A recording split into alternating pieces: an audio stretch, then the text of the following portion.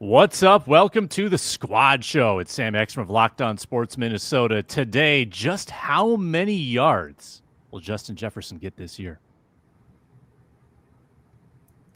I'm Reggie Wilson, and it's my birthday today, so let's have some fun.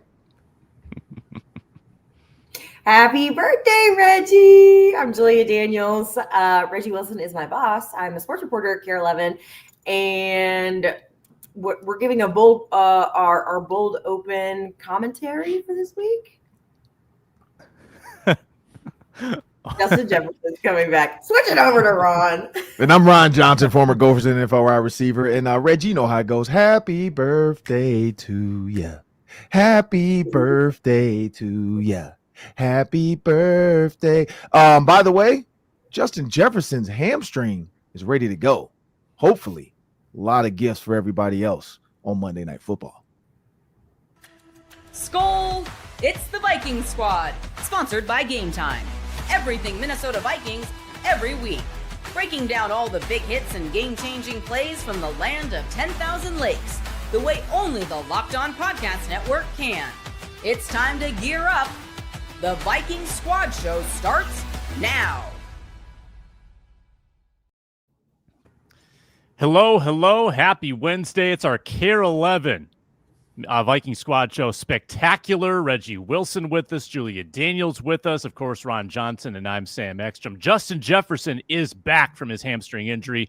He's practicing this week. What do we expect for him in 2025? Plus, who is safe on the 53-man roster and who has some work to do in the third preseason game? We get into all of that. And if you had to make one move for the Vikings, where would you make it? What position would you address? We get into all of that and plenty more on today's Squad Show, which is brought to you by FanDuel.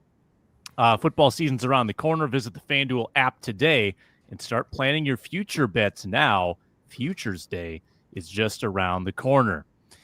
You met the crew. You know the topics. Let's dive right in. Justin Jefferson, it was announced, is returning to practice. So he'll get a couple weeks to ramp up with J.J. McCarthy before the Bears game. Ron Johnson, are we expecting the same type of dominant Justin Jefferson season that we've had for the last 5 years with him, J.J. McCarthy, teaming up for the first time? What do you think? As long as he stays healthy, yes. As long as J.J. McCarthy knows where his bread is buttered, yes. If there's any hangups, no. But I don't see why it wouldn't be at least 1,500 yards. When you look at TJ Hawkinson, you'll have Jordan Addison back by week 4.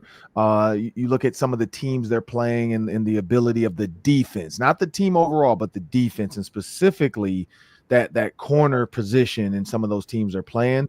You look at the Falcons, you look at the Steelers, even though they have Jalen Ramsey now, I feel like that's going to get a little bit like, I got to figure out how to play with these guys. You got the Browns, who knows what they're going to be. So I feel like Justin Jefferson in some of these games, and again, the Bears, like we still really don't know. I don't know if it's the Bears offensive line or what makes them look so off sometimes, but Ben Johnson is an offensive-minded coach, and everybody knows this. In the first year of a new head coach, the position he is familiar with is the position that seems to do the best, and the other position kind of falls by the wayside a little bit because he doesn't pay attention to it as much, unless you think about Dan Campbell. He kind of really doesn't pick a side of the ball. We know he's an offensive-minded guy, but he does both.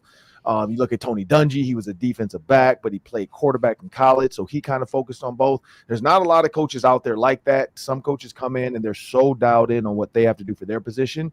The other positions fall off, so that's why I think the Bears' defense is going to kind of take a step back. So Monday night, I expect Justin Jefferson to have a big night. One, J.J. McCarthy hasn't had a lot of time with him, and it's like a new toy at Christmas. Or, as Reggie would do, on your birthday. But when you have kids, you don't have a birthday. So, sorry, Reggie. Julia, your thoughts? Justin Jefferson, J.J. McCarthy, the J.J. to J.J. connection. Yeah, I think Ron's spot on. At least 1,500 yards, I would say. Should he stay healthy the entire season? Gotta get those hammies strengthened up somehow. I don't know if RDLs or what they got to do to get him from injuring those hamstrings. But the way that I have seen J.J. McCarthy connect with Jordan Addison in Justin Jefferson's absence has given me a lot of confidence about the potential connection that JJ McCarthy and Justin Jefferson will have this season, because he finds Jordan Addison everywhere. And if we're being honest, Jordan Addison is an incredible receiver. Justin Jefferson is an even better receiver. So I think I'm excited to see him back out there. I'm excited to see how they look together, especially because I do think that JJ McCarthy has made a lot of progress in just being confident in this offense in Justin Jefferson's absence. And I'm excited to see what they look like this week and then headed into the regular season. Because, those first 3 games, he's going to have to rely on Justin Jefferson because Jordan Addison's not going to be there. So I'm interested. I will tell you, after the Patriots joint practice, I am feeling more confident, even though obviously Justin wasn't out there. I'm feeling more confident in JJ McCarthy and his own confidence in the weapons that he has on the offense. So excited to see him back out there and to see what they can put together. Reg, are we going to land on who actually is JJ for a nickname? I feel like we need to establish that before the season starts because it's going to get real confusing real fast. Yeah, they've already said it. Justin Jefferson has conceded JJ to JJ McCarthy. He said he's Jets. Oh, good. Call him Jets. JJ is the new JJ, who's also the old JJ because he's been JJ. But anyway, that's really confusing. But I think the JJ to Jets connection is going to be good.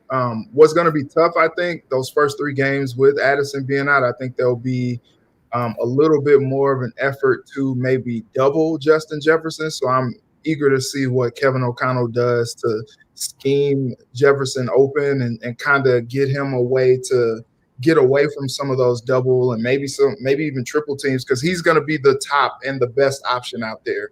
What I do like is that McCarthy has found a connection with TJ Hawkinson, who looks to be healthier than he was last year. So I think Hawk is going to have a big year. So that should take some of the pressure off of having to find Justin Jefferson so much.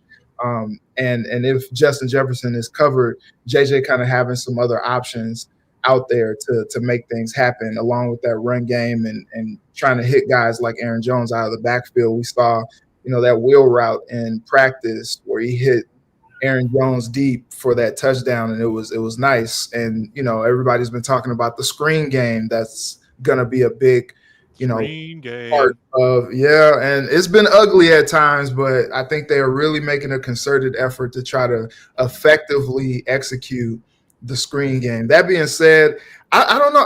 I want to see it. I need to see it. It was the same way with Sam Darnold last year. It was just like, I don't know what I'm getting because I just haven't seen it. So, I think Justin Jefferson is always going to be good for at least 1,300 yards. So I'll give him that, maybe 8 touchdowns. And that's being modest. I would love to see him go beyond that. But as long as the hammies stay healthy and he's out there, he's giving JJ McCarthy a chance. And I think that's giving him a chance to put up some big numbers this year. What's kind of a hot take is that on a per game level, Justin Jefferson actually had kind of a down year last year. Now, the overall volume was fantastic, 1,500 yards, 10 touchdowns, but he only had 90 yards per game. Now, the year before had 107. The year before that, he had 106. And if you tallied up the average for Justin Jefferson in his career, 96.5 yards per game, that would be an NFL all-time record. So only getting 90 yards per game last year, actually a little bit down for JJ. And I suspect this is because the Vikings were so good. The Vikings were leading in so many games. They were running the ball in so many games. They had, fourth quarter advantages where they were killing the clock. So if they play a little more come back to earth a little bit this year, they play some tighter games. Maybe they have to come from behind. Justin Jefferson, I think, could actually exceed last year's totals. I also looked at 2023 when he played with Nick Mullins. This is Nick Mullins we're talking about. You know what he averaged in the 4 games with Nick Mullins at the end of 2023? 8 receptions, 119 yards per game. He was going off. He was going off. And this is double and triple teams too, right? Those games against the Lions, good Lord. Cooking. Absolutely cooking. So I have no hesitation about a drop-off with J.J. McCarthy being his quarterback at all. In fact, I think he could have better stats than he did with Sam Darnold, and I think that there's a really good opportunity for him to have 1,600 to 1,700 yards this year. When we come back, the Vikings could still need to make a move at wide receiver, maybe cornerback, maybe backup quarterback, but I'm only giving you one move to make. Where are you making your move? We debate that when we return on the Squad Show. Brought to you today by Game Time. Have you ever decided at the last minute to head to the ball game with friends or family? Maybe it's game day. You realize you want to be in the stands. That's exactly where Game Time comes in. It's the easiest way to grab last-minute tickets without the stress, save money on tickets, and you splurge on the food and drinks. Get a bigger group to come with you. Have a great time. Game Time makes it all possible. I used Game Time to get 6 people to the Vikings preseason game a couple weeks ago. Got in cheap. It was easy. It was convenient. They're also an official ticketing partner of Locked On MLB. They make it easy to browse the app for exciting MLB games. Hey, you can still go see the Twins on a beautiful summer night. Last night, I took a walk by Target Field. It looked awesome in there. If you're tired of scrolling to find the best deals, Zone Deals makes it extremely convenient where you find the best deals in a given section and you get panoramic views from your seat, all in pricing, all of that. So take the guesswork out of buying tickets, download the Game Time app, create an account, use code LOCKEDONNFL for $20 off your first purchase. Terms apply. Again, create an account, redeem code LOCKEDONNFL for $20 off. Download the Game Time app today. Last minute tickets, lowest price guaranteed. All right, Julia, I got a question for you. So you're Kwesi Adolfo-Mensah. I'm giving you one preseason move. And yes, that expression is exactly what Kwesi Adolfo-Mensah looks like. That's exactly it. You can go sign or trade for a receiver because Jordan Addison's suspended and Jalen Naylor's got a bad hand. You could go get a cornerback because, Jeff Okudah is your starting cornerback right now. That might be a problem. And you also might have a problem at backup quarterback. So I'm giving you one move to address one of those 3 issues, Julia. Which one are you going to address? Well, I'm not going backup quarterback because Max Brosper's there. They're good. They're totally fine at backup quarterback. I have to say I would probably go wide receiver, if I'm being honest. Just with how camp has gone and knowing that Jordan Addison's going to be out those first 3 games. Jalen Naylor jammed his hand last week. It just feels like an ominous cloud over this very talented wide receiver room. But other than that, it's not been like anybody behind those 3 has particularly stood out to me in a way that I'm like, oh yeah, you're ready for regular season NFL football. And so I think adding some depth there, especially just with Justin Jefferson, I know that they're being cautious about the hamstring, but I think that all of us expected him to be back sooner, which is like a little tinge of concern there when it comes to like, they were like, oh, we're going to reevaluate him next week. Well, it's been almost 3 weeks at this point of him not being back out there. And so I just think if you're spreading your receiver room thin when you don't have Jordan Addison for those first 3 weeks. And so if they were going to make any moves, I think that's where I would probably address that problem first, because the defense does the quarterback room isn't very deep, but the defense as a whole is really solid. And so yeah, I would probably go receiver first if I was going to rank concerns. So Julia's calling the Panthers for Adam Thielen. Reggie, what direction are you going? Come back. So I think it's interesting that Stephon Gilmore is still out there, because they could just, in essence, just call him back like, hey, bro, you want to run it back? You had a good time last year. But I think they are feeling good about the cornerback room, just need to continue to keep working at it. I'm with Julia. I'm going receiver as well, especially because Jalen Naylor is week to week with the hand injury. Not really sure where that stands. Maybe surgery could be on the table, maybe not. I think there's a lot to think about with that. The 3-week suspension for Jordan Addison. You know what I want to do, Sam? What? I want to sign OBJ. sign Odell Beckham Jr. Got the LSU connection with Justin Jefferson. Slapping cash in the national championship game. I think that whole dynamic could be fun. Let the skull line play neck. Exactly. Bring the guys together. Let them work. Justin Jefferson's, the man, but he's got the little hamstring thing. OBJ, Fathom Schefter, whatever you want to call it, fake Adam Schefter reports of retirement. He had to fend it off like, hey, I'm not done yet. I still got a lot to give this game. Let them prove that in Minnesota with Kevin O'Connell. Unite the two again like they were with the Rams a few years ago when they won a Super Bowl together, when OBJ looked as good as he looked since like his Giants days. And so I'm interested to see if there could be a match there. But I think bring him in, let Jalen Naylor work his way back, let some of the young guys like Ty Felton get up to speed and learn the NFL game, and just have another veteran in that room that guys can learn from, and someone who is productive and wants to be productive. The last few years haven't gone the way that he wanted to. So bring another receiver in, OBJ. OBJ with the Rams, 305 yards in 8 games with KOC, scored 5 touchdowns, 50 yards a game. That's decent backup receiver production. And then Baltimore had a good kind of wide receiver 3 kind of year, 565 yards, 3 TDs. And then with Miami last year, did not go great. Yeah, I think he was still hurt a little bit. Yeah. He's 32 years of age. Ron, I don't know if you were going to say receiver, but would you like OBJ? I'm not a fan of OBJ. I just don't think his personality fits with this Vikings type of like everybody's going to kind of be laid back, no media drama. Like we got enough issues to worry about with the quarterback situation. I'm going with a guy. So 2023, this guy had 1,250 yards, 72 catches. 2024, he had 44 catches, almost 600 yards and 4 touchdowns, but it was between 2 teams. That's the problem. When you switch teams midseason, it's tough to get going on the new team. Amari Cooper. So I have been saying, like, I thought he retired. He didn't retire. He's a free agent. The Amari Cooper thing was a parody account that did was that. Fathom Schefter added again?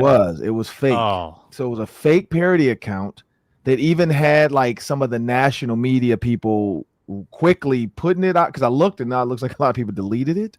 A lot of people commenting and then deleting it, realizing it was the fake Adam Schefter. So Amari Cooper is still a free agent out there. His latest contract was $20 million. He was done after 2024. So he's just looking for a team. He is older, but if you look at this guy's career, he's never had a bad season unless injured. And so 48 catches, 83, 72, 79, 92 catches, 68, 78, 72. Quiet assassin out of Alabama, team first guy, would come in as a short term, because a trade is kind of long term sometimes. Like if you trade a guy, you're getting rid of pieces. This is a guy you could just pick up short term and not have any strings attached because he doesn't have a team right now. I like Amari Cooper. Like I was thinking trade for Terry McLaurin because he asked for it, but I'm like, picking up Terry McLaurin is making like a long-term decision because that's a guy looking for a better deal. And he doesn't want to be around. Like he already wanted to leave because of the receiver situation there. So I don't think he would want to come and be next to Justin Jefferson unless he's just like, wait a minute. Okay, I don't like Deebo Samuels in this situation, but I love Justin Jefferson. I just don't know if you have enough and willing to give up enough to get a Terry McLaurin for J.J. McCarthy to have for maybe 2 years. I like Amari Cooper as a stopgap. Like, I think he's a good veteran. I think he could play alongside Jets. I think it's a name. People be like, oh, okay, Amari Cooper. He can still run. I just watched him do his little running thing and workout thing. He looks like he's still good and ready to go.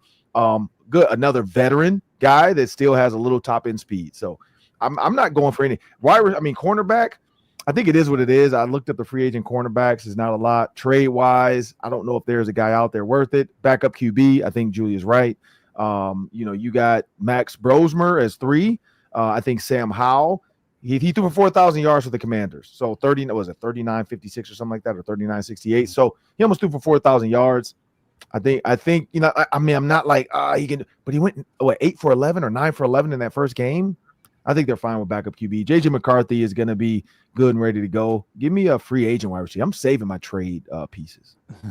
The speed at which great receivers, or any position for that matter, can flame out and suddenly be damaged goods, it's unbelievable. Like Amari Cooper 2 years ago, he's a 1,200-yard guy. And it takes one bad year, and suddenly he's waiting for a job. Same with OBJ. Not that bad 2 years ago. Has a bad year. Now he's looking for work.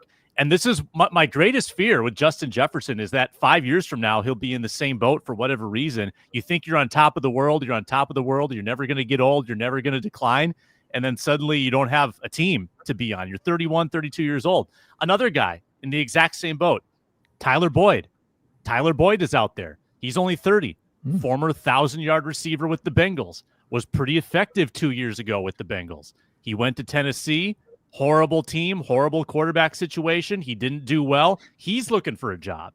And the Vikings have the money to sign any of these guys. They've actually got a pretty healthy amount of cap space they're sitting on right now because of all the restructures. They backloaded a lot of deals. They've got the money. They can afford it. So I agree that wide receiver would be prudent to address. I think Tom Pelissero mentioned on Twitter this morning that the Vikings were looking at the market for wide receivers because I'm a little worried about Jalen Nailor. I know that Addison's out for 3 games. I'm worried about Jalen Nailor. I'm not sure that I'm comfortable with Ty Felton as my wide receiver 2 right now. I like his future, but you've lost Rondale Moore. You maybe have lost Jalen Nailor for a bit. And Jordan Addison's out 3 games. This is bordering on wide receiver crisis. And I don't think Justin Jefferson can do it all by himself. Then you're talking triple teams. You're talking bracket coverage. And it's going to be bad news. Speaking of which, you're talking Sandra Bullock right now. Sandra Bullock would just tell you to run the dang ball. Just run the ball. Enough with the trick plays, Bert. Run the dang ball. Just run the ball. That was good. The Alabama roots really shining through there with Julia. Guys, everyone used to say that my mom reminded them of Sandra Bullock's character in The Blind Side because she wore skirts and heels every day and she drove the same BMW. And she's insane. And didn't Sandra Bullock's character actually get proven to be like a terrible person, or that family was corrupt in some way? But I'm not talking about the actual I'm not talking about your mom. Julia's mom is out here stealing kids off the street. Yeah, it hasn't been officially, but he did sue her. So he sued that whole family, didn't he? Yeah, Michael Orr did sue them because I guess part of the rights to the story, he wasn't paid fairly. Like he wasn't told what was really going to happen. And when he he signed off to be adopted, but what he did was sign off his rights, and he didn't know he gave them power of attorney. So he thought it was just adoption papers, but they had they were kind of banking on this 6'8", 300-some pound kid. They're like, oh, this kid might be. They made it out like the lawyer lady in the movie was like this evil person when all she was actually doing was like looking out for him being. Yeah, she was trying to help him. I bet you know what, and that's what's funny. I bet that story spun to be Ole Miss, slander. Yeah. Versus what it probably really was. She probably was like, wait a minute, what are they getting out of this? Why are they doing this for you? Why are you guys doing this? And he's like, they love me. And my mom went to Ole Miss, and my dad went to Ole Miss, and my sister is going to Ole Miss. Yeah. Okay, buddy. So it's like a Britney Spears conservatorship situation. That's exactly what it was. Yeah. And he didn't know. He was a kid from the hood and just didn't understand the paperwork and just assumed, if I sign this, I get to live with you guys. Okay, cool. Yeah. I'm a part of the family. Took advantage of a vulnerable child. We're going to play a game when we come back. It's called Safe or Work to Do. It's not the best named game of all time, but it's a game. We also talk about Daniel Jones a little later on the Squad Show. Oh, I hear Bo the Cat talking. He's talking about Yahoo Fantasy. Bo Daniels loves it. I love it. Everyone loves it. It's Yahoo Fantasy. It's the best way to play fantasy football with NFL kickoff around the corner. The drafts are in full swing. The group chats are blowing up. All the smack talk, all the controversial, value picks that you make in the third round that you think are going to turn into the player that saves your fantasy team and gets you all the money. Yeah, it's that time of year. And Yahoo Fantasy is unveiling 28 big new features over 28 days throughout August to celebrate 28 years of fantasy football greatness. particularly guillotine leagues. A killer new way to play Yahoo Fantasy. The lowest scoring team gets eliminated each week. There's one team left standing at the end. It's like Fantasy Football Survivor, one of my favorite all-time shows. With the season around the corner, now's the time to get the league together and give this new mode a try. Or, if you want to just do it the classic way, that's fine too. Stay tuned for more killer announcements and start playing Yahoo Fantasy Football now at yahoofantasy.com/LockedOnNFL.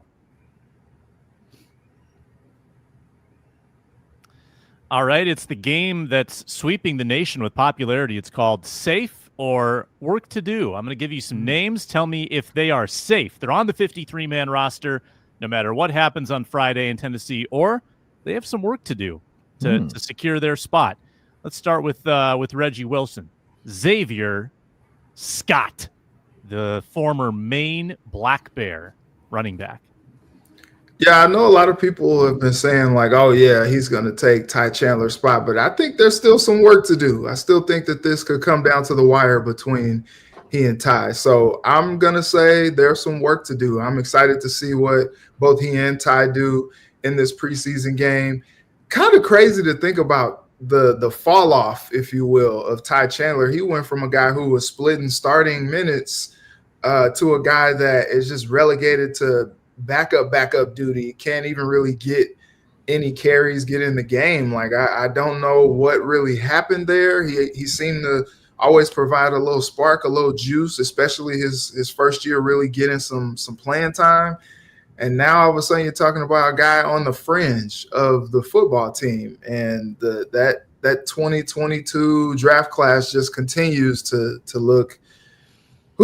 I just don't know. But I think Xavier Scott's given some juice that, a lot of people were looking for Ty to give, and he looks good. He looks like he could do some things to make the team. But I still think, don't count Ty out yet. I still think there's some work to do. I like about Xavier Scott, there's no debate whether it's Xavier or Xavier. It's a Z. It's Xavier. There's not. We know exactly what it is. I know, Ron, you're a big Xavier Scott fan. Do you think he's safe? No, I think he's got work to do. The one thing you have to do is your resume helps. And Ty Chandler, Reggie's right. Ty Chandler at one point was looking. I mean, he pushed Alexander Madison, kind of like to the back burner. Everybody's like, man, this guy looks faster, quicker. I got a chance to talk to Ty Chandler, which. I should have recorded it, but I know he's going through a lot. So I didn't even, we just more talk ball and some other stuff when I was in the building. And the one thing I reminded him, and I was like, dude, when that that Chiefs game, or not Chiefs, Bengals game, in Cincinnati, I was like, you were a difference maker. Like when you came in the game, everybody's like, man, this dude is way quicker and way more elusive and has way more burst than Alexander Madison. And Alexander Madison was good. We know that. But Ty Chandler just was a different pace. And, I don't know if, mentally, because of the Aaron Jones and then the Jordan Mason, that can wear on you too. People forget about how important mental health is in the workplace. And it is sports, but it's still a workplace. And that's a little troubling sometimes. You're like, dang, I didn't do enough, coach. You got to go trade for another running back. And so I know that probably is in the back of his mind. But special teams-wise, we know what he gives you in the kick return game. He's a good special teams guy on the punt, block, and all that stuff. So I think Xavier Scott has some work to do. Julia. Yeah, I would say Xavier Scott has some work to do, but I do think that Ty Chandler should feel very threatened at this moment in time. One thing that I think it was week 1 of training camp, Kevin O'Connell said the main thing that they need to see out of Ty is consistency, because whenever he was, that year that Alexander Madison was a starter, you would put Ty Chandler in and he would just be explosive. And all of us would look around and we were like, why is this guy not running back 1? We're so confused, but it's because he struggles with that. He struggles to consistently be explosive. We've seen what he can do. But I also think maybe that's something that Xavier Scott has proven. I mean, the preseason is the preseason. So it's kind of like it's a trial run, but do you really get to see what these guys have the potential for? No, but Xavier Scott has been very consistent in the preseason and at training camp. I will also say, I don't think Xavier's as fast as Ty Chandler is, just because he's twice his size. He's pretty big for the running back position. So I think they're two totally different players. But I agree with you guys in saying, like, he has the resume, he has the experience. The main thing that's missing is the consistency. And I think that also when it comes to training camp, like, we're not necessarily seeing everything when it comes to this offense and how they are really thinking of utilizing Ty Chandler and weighing that against Xavier Scott. So I do think he definitely has work to do to keep up with where Ty's at. But I think he's putting Ty in an uncomfortable position for sure.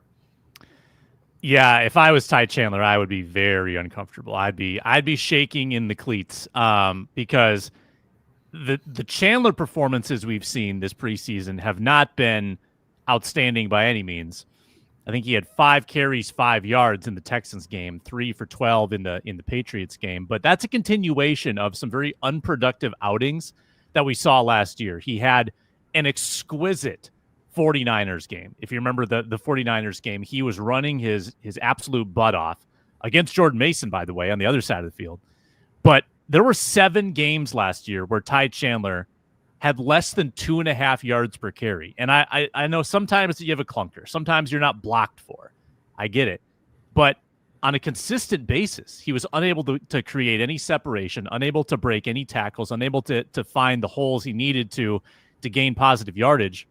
And I think that we've seen a little more of that trend here in the preseason.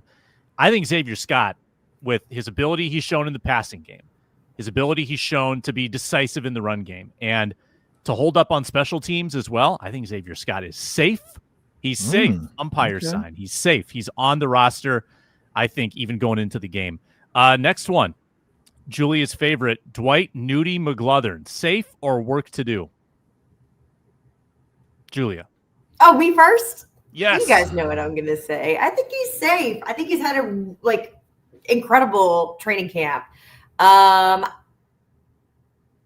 don't remember how much he played on Saturday, but he's really, I think the Vikings obviously, number one, take into what you can do on the field, but he's also just like such a piece of this roster and this team too, just the way that he gets along with guys and the energy that he brings to practice every single day. And so I think he's vital to the defense. I mean, he is, the cornerback room too is just stretched so thin, like we talked about earlier. And the fact that he's shown the flashes that he's shown, I mean, Ron even said earlier, like, what other quarterbacks are you going to go get, at this point? Who's worth it? Is there anybody worth it? And I think that Nudie's young, yes, but I think he has so much potential. And I also think even more than that, he just has this motivation to, like, he's going to be here. He's going to do everything that he can to be here, whether you like it or not. And so I just think it's like the attitude mixed in with the work ethic and obviously talent sprinkled in there too. It's just a recipe for success. So I'm going to go, yes, I think Nudie's safe. All right. Let's go, Reg. I also think Nudie's safe, and it is because of the work that he's put in during camp, and also because, like, who else are the Vikings going to turn to? Like, let the young guy cook. You know what I mean? Like, unless, like we said, Stephon Gilmore is still out there, or whoever else you might want to get on the free agent market, or see, what happens when teams cut down to their 53. If you want to maybe pick up a guy who was on the fringe of another roster. But I mean, you've developed this guy for a year plus. He's shown some flashes. Put him out there. Let that man cook. I think he's safe. Ron. This is a tough one, but that's why I left the room to go get my trusty notes. So I think he's good, because you look at Mekhi Blackman, he's a question mark. Is he really ready to go? Do you feel comfortable with him as a backup behind Byron Murphy? You got Isaiah Rodgers and Jeff Okudah. You look at the other options in Ambry Thomas, Amaya Vaughn, Reddy Stewart, and then Keenan Garber. I kind of got to lean to like Nudie's kind of safe. Like and it's more so he's played his way. I'm not just putting it on the names behind him, but I'm also putting it in. He's played his way into there. He's been around it. I think like the one I'm worried. So I got Jay Ward, Mekhi Blackman, Nudie, and Zamaya Vaughn, and Tavier Thomas underlined. That's the question mark. So I think Nudie is probably good, because I know Brian Flores, he probably feels comfortable with going with 4 defensive linemen and not having to carry a 5th. defensive linemen, which could mean either like, I don't know, because Taki, I don't know. This is going to be a tough one for him. This is going to be a tough one, but I'm going to say Nudy's safe. I think the numbers are in Nudy's favor. There's no one breathing down his neck. So it's either you keep Nudy McGlothern or you just keep 5 corners and you try to you keep Elijah Williams or something. Like you would steal a corner spot and give it to someone else. I don't think that they are that hard up for spots at other positions that they would have to do that. So I think he is safe. I think he is on the team. He might be ahead of Zamiah Vaughn. I think Zamiah Vaughn's also safe, but I think that those are your 6. And I don't think there's a whole lot of threat to him. I thought the tackling is maybe a little shoddy on Saturday, but I think he's done enough in camp, like Reggie said. I saved this one so Ron could go first. Max Brosmer, Ron, is he safe or does he have work to do on Friday? Every quarterback has work to do. He's got work to do. He's got to go out and show, like the last 2 games, he's shown he could do it. He's going to get a longer amount of time again. Again, is it a flash in the pan? Is it being in Minnesota in the dome? And is it like, is everybody like, is he juiced up for the fans? Now he's on the road. Can he do it on the road? Can he do it in a different environment? Like now you're going to be uncomfortable. You're going to fly. You're going to get there. Not say he hasn't done it because he's a college guy, but can he go there and show he still, has it? And the Tennessee Titans, I don't think they're going to play a lot of their guys either. So if he can go out there and dice them up and look decisive, his biggest thing is look decisive, make the right passes. But the other thing is the stuff we're not seeing, which is he's watching a ton of film. He's breaking down teams. He's already moved on to week 1, 2, and 3, I think, of the NFL season. Like he's kind of watching a ton of film, he said. So I think it's the intangibles that he has work to do, but on the field, yeah, he's got to go out there and just show and Brett Rippon has to he has to screw up a little bit. Like I think Brett Rippon looks overmatched and Max Brosmer comes in and looks great like he did last week. I think it's kind of a simple choice. Julia. You guys already know. I think that I think Ron's right in saying like the quarterback room is, very much still up in the air, but I was talking to Judd the other day, and we were talking about how Max Brosmer, a lot of times you're talking about like special teams guys, and that's what the preseason conversation is constantly about. It's just like, oh, it's going to be on kick return and this, that, and the other. Who's looking good here? And so it's been such, just selfishly, it's been such a fun story to follow this preseason. It's like Max Brosmer really going out there and taking advantage of every opportunity that he's had. Do I think he's safe?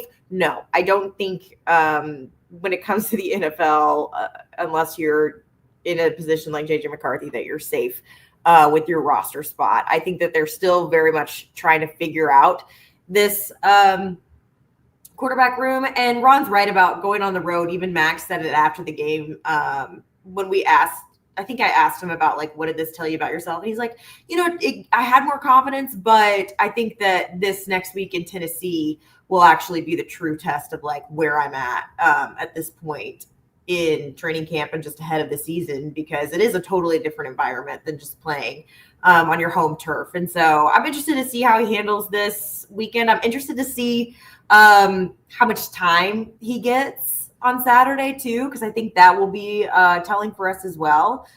But I don't think that he's safe yet, but I do think there's reason to have confidence in him. Mm-hmm. Yeah, Reggie, I think Brosmer's in the lead. I think he has some work to do, though. He's still got to do the thing. He's still got to show up, and he's got to win this game. If he's battling against Rippon, I think he still has to win that battle. Where do you stand? Ron's gonna love this. Did the Gophers hold him back? Did the Gophers hold Max Brosmer back? Because he looks like a totally different person. I'm just gonna go out here and say this. Not only is Max Brosmer safe, I got a Sharpie. We're going to write him in as QB2. I don't see it with Sam Howell. I don't think he looked good at all in that preseason game. I mean, that pass that he threw that ended up being picked up, like that was one of the worst that I've seen. And Max Brosmer comes in here and, we've talked a lot about JJ McCarthy and him just learning more with the NFL throws, layering passes and all that. There was one that Alec Lewis shared on X. You can probably go check that out right now. There was a pass where Brosmer dropped back, stood tall, confidently threw a ball that was over the defender and landed right in front of the other defender, hit the guy right in stride for a big gain. And it's like, that's an NFL throw. What more do you want to see from the guy? And he's been throwing dimes. Julia can attest to this. We were standing out there watching him. You know, Tim Jones has been one of his favorite targets in camp so far, but he's out there throwing dimes. And I think he is comfortable. And I just want to see him get a little bit more put on him to see and prove that he is a guy that the Vikings can trust. But, you know, you listen to what Kevin O'Connell was out here talking on the broadcast about a guy like he wasn't on the team with him, like he wasn't on the team getting coached by him. He was talking so glowingly of a guy. So I think Kevin O'Connell really likes what Brosmer puts on film. I think he likes what he sees from him on the field. And I think Brosmer maybe is not the best idea to have a rookie undrafted quarterback be your backup after you have pretty much a rookie quarterback who missed all of last season as your QB1 this year. There's some question marks there. Maybe you don't want to go with the guy who's still learning how to even be a pro. But I like it. Give it to Max. He's safe. Ron talked about it on the Ron Johnson show yesterday. The financials, too, are just so appealing with Brosmer. You get him at basically $1 million a year for the next 3 years. And maybe even if he's not Reggie's QB2 this year, like Reggie thinks, maybe Howell's contract expires after this year. They've got their backup. He's on the roster. $1 million next year. $1 million the year after that. He's only going to get better. It's like Jacob says in the comments, he's the blank canvas. He's 24. He's got upside. Brett Rippon's 29. And he's yet to do anything meaningful in the league. I think he is, like I said, he's in the lead. He just has to show up and not fall flat on his face in this game. And I think he's got it locked up. Max Brosmer. Sky Yuma. Another quarterback story. Daniel Jones is the starter in Indy. Gives the Vikings a nice comp pick. Will the Vikings regret more letting go of Danny Dimes or Sammy Darnold? That's next.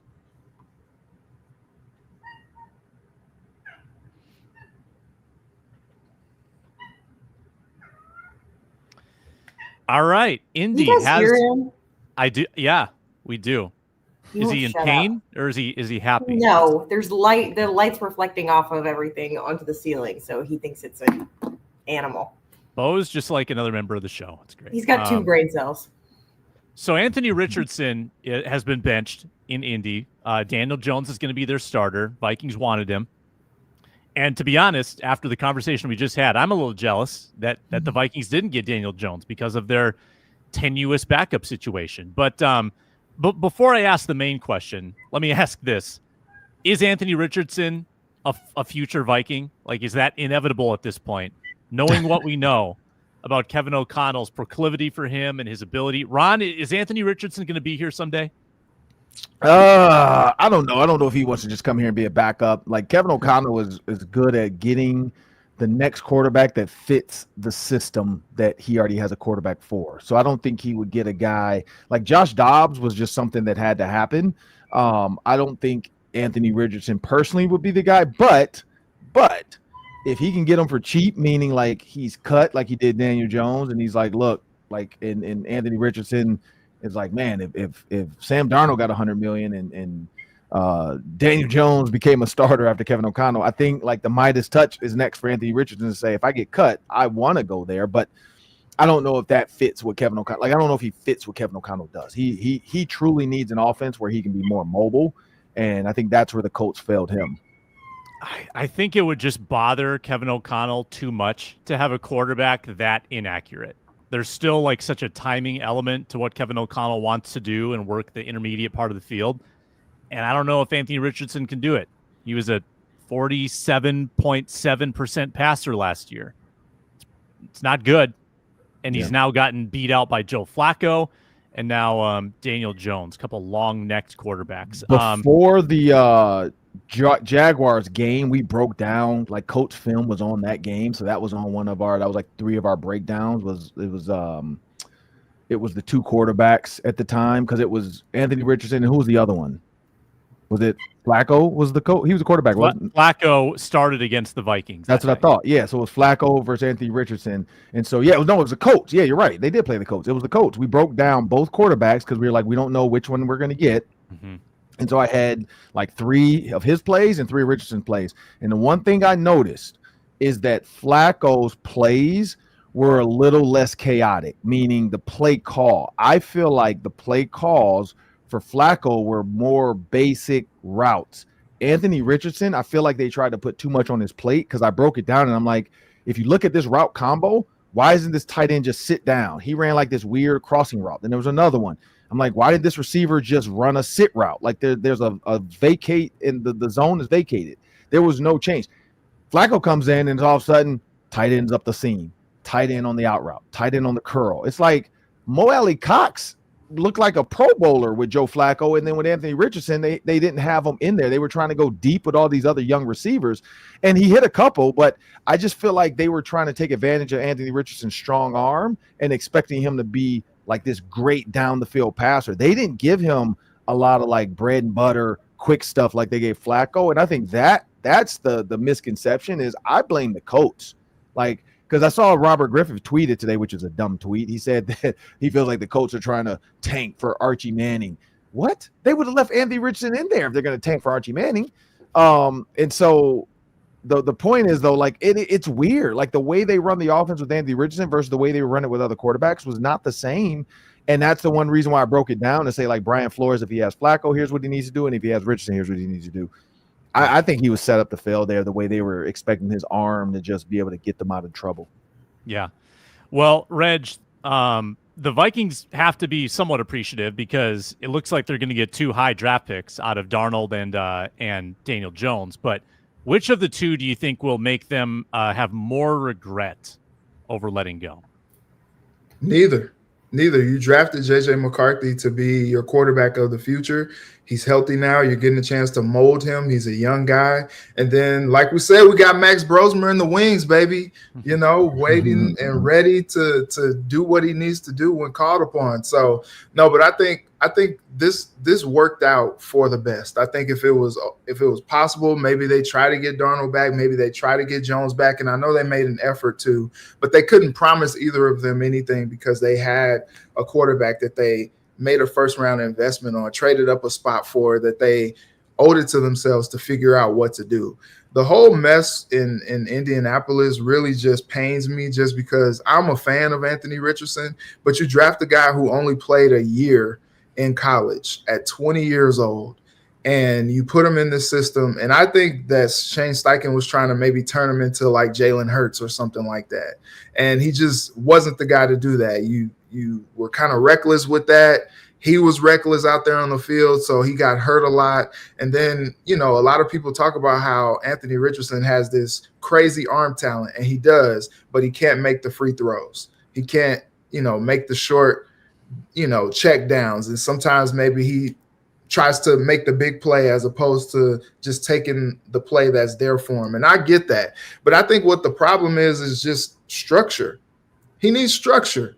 He needs to learn. And I think maybe this is a case that it was just a little too early for him. And maybe he needed a little bit more work than maybe they needed and wanted to. They're in year 3. They got jobs on the line. Their butts are on the line. They're like, okay, we need a quarterback who knows how to play within this structure. We don't have time to keep trying to develop this guy, even though they drafted him and made the investment to do just that. But I think Anthony Richardson's story is not done. I think he probably has something like a Geno Smith type of a career where he just continues to learn and learn and learn. And then when he gets his shot, he can make the most of it. I say watch out for a guy like Sean McVay getting his hands on him, because if he can teach him structure, if he can teach him, the concept of the feet and the eyes, getting together, kind of like what KLC did with Sam Darnold, I say watch out. He could be a guy that the Rams could pick up, and after they move on from Matt Stafford, he could be a guy that can turn it up for them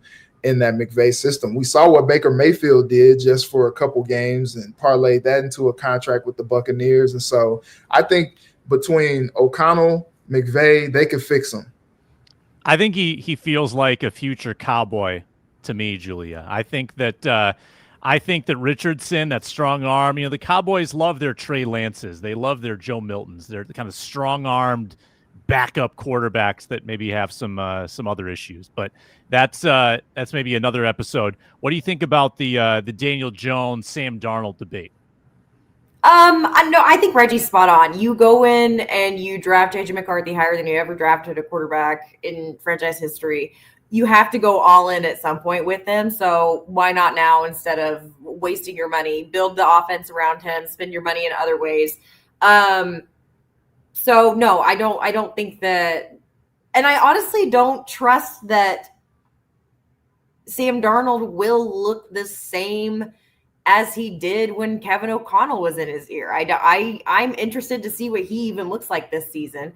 And the whole Daniel Jones thing, I did want to tell you guys that one of my best friends is a huge Colts fan. And one thing too, I think that Anthony Richardson has been mishandled by every organization he's been a part of since high school. I think that he has so much talent, but I just don't think he's been in the right place for that talent. And so I think that that's the saddest part. But I think also at the same time, like he's 23? There's so much potential. There's so much opportunity for him to still be successful in the NFL if he gets into the right spot. But I wanted to read to you guys what one of my best friends, she works in Chicago now, but she's a huge Colts fan, like diehard.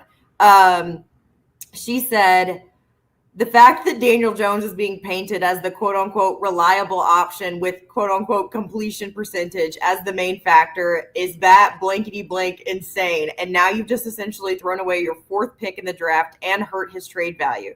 She said it was supposed to be Anthony Richardson opening things up for the run game with Jonathan Taylor and vice versa. And instead they keep flip-flopping between QBs who operate in totally different systems. Anthony Richardson is not a or Joe Flacco or Gardner Minshew. So stop game planning for him like that.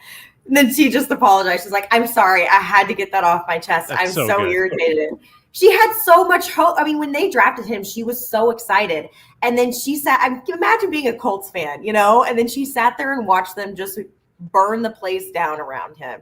And I honestly feel for Anthony Richardson. I hope that someday he ends up a place where they are able to utilize his talent. I think Reggie's right. If somebody like Sean McVay got a hold of Anthony Richardson, it's literally only up from here, right? At this point for him. But I don't think the whole keeping Sam Darnold or Daniel Jones around. I don't have a ton of faith in Daniel Jones as a quarterback to begin with. So yeah, I resist. The Colts just can't stay out of their own way when it comes to the 1 year veteran uninspiring backup or I mean the gap starter, the bridge starter. They tried Phillip Rivers and that went okay, and then Matt Ryan went terribly, and they've had Jacoby Brissett and they've had Gardner Minshew and they had Joe Flacco. They turned to Joe Flacco last year, and now they turn to Daniel Jones, and it's just it's a curiously run organization. And Ron, I'll give you the last word on this one. When I look at Darnold for the next 3 years in Seattle, McCarthy for the next 3 years in Minnesota, I mean, I have a hard time seeing Darnold winning more games than McCarthy. And you also have to take into account that McCarthy's making $83 less million in that span than Sam Darnold. He's making 17 over the next 3 years, and Darnold's making $100 million. There's almost no way, no path where McCarthy doesn't work out better than Darnold would have. Yeah, so I was looking at my notes. Here's the thing that I look at for if you're going to miss them. You still have Justin Jefferson. You still have Jordan Addison. You still have T.J. Hockenson over the next couple of years. You still have Will Fries, Ryan Kelly, Donovan Jackson, Christian Darrisaw, Brian O'Neill. You still have Aaron Jones and Jordan Mason. You still have, hopefully, Jalen Naylor. I don't hope you don't need a hand surgery. But when you look at the weapons on the offense and you get a rookie quarterback and you don't have to pay a veteran a lot of money, I think the answer is no, they're not going to miss either one of them because they're planning to do what the Chiefs did with Patrick Mahomes. Like, this is what the Ravens did with early Lamar Jackson. They tried to make a run at it and couldn't get it done. But this is what you do. You take a rookie quarterback, Jaden Daniels. You try to take these rookie quarterbacks and you try to put a bunch of weapons around them. And you see if you can get lightning in a bottle and get a Super Bowl out of them in the next, 3 to 4 years. I think that's why the Minnesota Vikings are fine. Like, if they had spent $100 million on Sam Darnold, I think the entire state of Minnesota would have lost their minds, and the state fair might have canceled themselves. I just don't think people would have been happy with that decision. Same with Daniel Jones. I think we were thinking Daniel Jones could stay, but if we're like, what's the number? And they're like, oh, we got to give Daniel Jones $45 million for 3 years or something, or 2 years. No.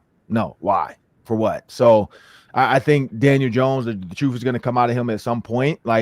He didn't spend enough time with KOC. KOC is good, but I don't think he spent enough time with KOC. Also, I don't think he had a chance to stay in Minnesota for the same amount of money. When he realized the opportunity was better with the Colts, that's part of it. Because Kirk Cousins, the same thing. I've been talking to more and more people that were around that situation in the building, and they offered Kirk Cousins a decent amount of money, upwards of $70+ million. The difference was he didn't want to be a potential lose his job to JJ McCarthy, whereas he thought the Falcons wanted him as number one. And then he found out the hard way that this is a business. And if you rewind it, he probably would have picked Minnesota because JJ McCarthy still would have been drafted, and then he probably still would have gotten hurt, and Kirk Cousins probably still would have had a decent year under KOC and made it work. So, it is what it is. He's doing what he's doing in Atlanta, and we'll see him on Sunday Night Football. Ron mentioned the State Fair, rapid fire to close. I'm guessing all of us will make an appearance at the State Fair in the next couple of weeks. Ron's there tomorrow. Yep. Ron, what's the first State Fair snack that you're going to consume? Well, because I have to be there in the morning, and I will be on the show tomorrow, the squad show tomorrow, joining you guys on the party. What should I show up on the show with? I'm trying to get down. I'm gonna try to get down there at 10 so I can park and take my time because our show's at 11. Our show's at noon that we're doing down there, the PJ Flex show. So I know this one's at 11:15. So morning, I can't really go with cheese curds at 11 something in the morning. So the first thing I probably will do is go look for one of those breakfast donut things. I know they have those little donut holes with the purple. The Vikings thing, they have that little theme. I forgot what barn. I think it's the Blue Barn maybe or something has a little breakfast thing. So I'm gonna try to find a little breakfast sandwich. That's gonna be my first. But as the show goes on, because we got noon, then 1 o'clock, we should be wrapping up, getting cheese curds. Love it, Julia. I've got two things. I'm interested to see. There's a new food, the pimento cheese puffs. It's basically pimento cheese that's deep fried. And I love pimento cheese. And then also the Dairy Barn ice cream is some of the best ice cream I've ever had in my entire life. So I always look forward to that every single year. Reg? So my first State Fair, I made Sweet Martha's cookies. So that's always the thing. It's right by the Care 11 barn. So got to have at least one of those. I can't do too many. It just gets too much. But my new fair favorite that I have to get, and the line is always wrapped around the corner, Peachy's Donuts. Peachy's Donuts.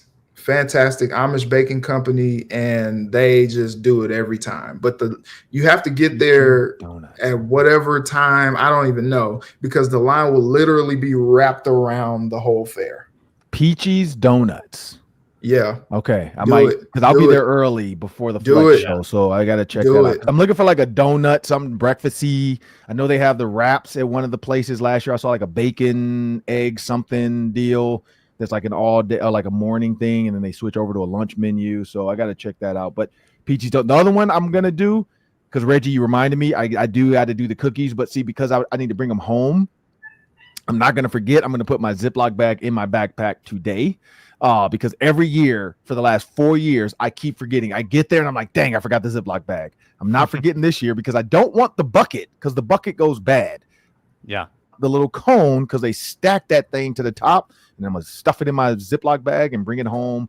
A little microwave, whipped cream, and a little Bear Tracks ice cream on top of the Sweet Martha's. Oh Try my that. gosh. A Salivating. little caramel, a little chocolate, and the ice cream on top of the hot cookie you've already put in the microwave. Oh yeah, it's the best. I like I can't remember the name of the building. It's like the indoor kind of food court area with a bunch of different vendors. They've got like the sweet and savory crepes there kind of by the entrance. One of my favorites. Grapes. Also the mini donuts. Really, really good. And there's going to be new triple chocolate mini donuts this year. Oh, I'm there. I'm absolutely there. That's going to be a lot of fun. State Fair tomorrow. One of the earliest dates you could possibly have for the State Fair. So Ron will be checking in on the squad show tomorrow from the fair. It'll roll on with Arif, Luke, and Luke tomorrow. And we thank the Carol 11 crew for joining today. Thanks for the commenters, the listeners, the viewers, and the subscribers here on the Locked On Vikings YouTube stream and Locked On Sports Minnesota audio on the Locked On Vikings page. We appreciate it, and we will talk to you next time.